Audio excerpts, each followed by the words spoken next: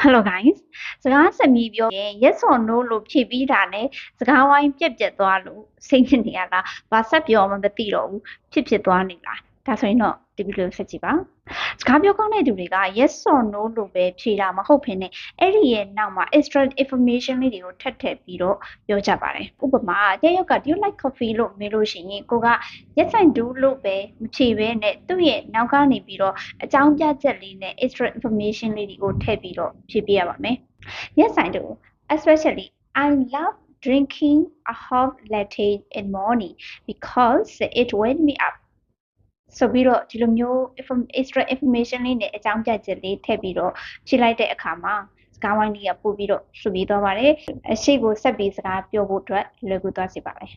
ဒီလို confidence ရှိနဲ့စကားဝိုင်းတစ်ခုကိုဥဆောင်ခြင်းနဲ့ဆိုလို့ရှိရင် February လမှာဖွင့်ထားတဲ့ကျမရဲ့ English speaking class ကိုမဖြစ်မနေလာပြီးတော့ join လိုက်ပါဇန်နဝါရီ20အတွင်းအတဲ့သူတွေကို discount ပေးထားတာမို့လို့လူဦးရေလည်းကတ်သက်ထားတာကြောင့်အခုပဲလာအမှစစ်ချက်ရပါမယ်အားလုံးကိုကျေးဇူးတင်ပါတယ်